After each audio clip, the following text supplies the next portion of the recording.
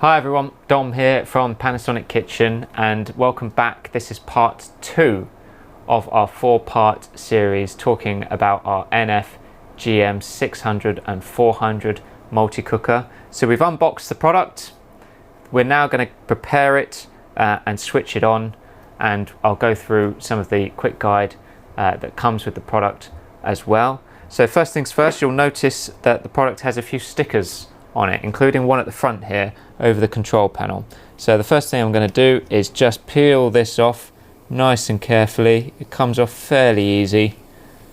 It's not one of those awful stickers that sometimes leaves a horrible residue. Just want to slowly peel that off the front to reveal the front control panel and screen. So that's that one. You'll notice at the back here that we've got a couple more stickers.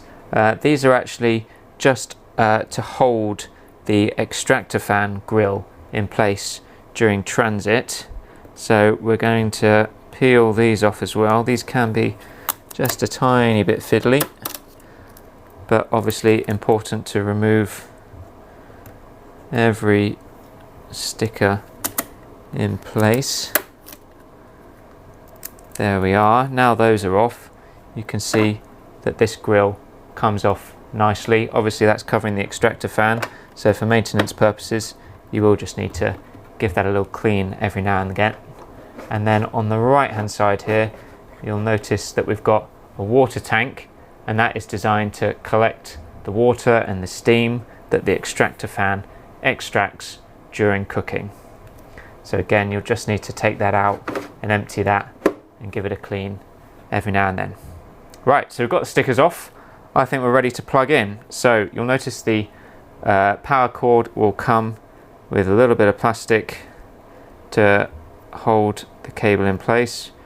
Just need to untwist that, take that off, and then lengthen the cable and then plug it directly in to the mains. Hopefully you heard that beep. That is exactly what you should expect to hear when you turn it on for the first time, and you'll see that the control panel has lit up to show us all the different cooking modes, telling us it's ready for us to get going. Now, I mentioned the quick guide that comes with the product. You can use this to help you in terms of first time setup. It's really useful. It's got lots of great photos, and of course again it reminds you of the accessories that come with the product as well.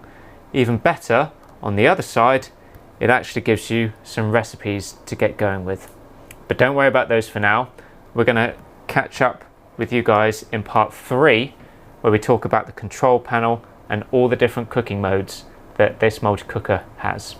So I hope you found that useful. If you're interested in purchasing this product, remember you can do so via the Panasonic online stores. The links are in the description below. You can buy direct from Panasonic.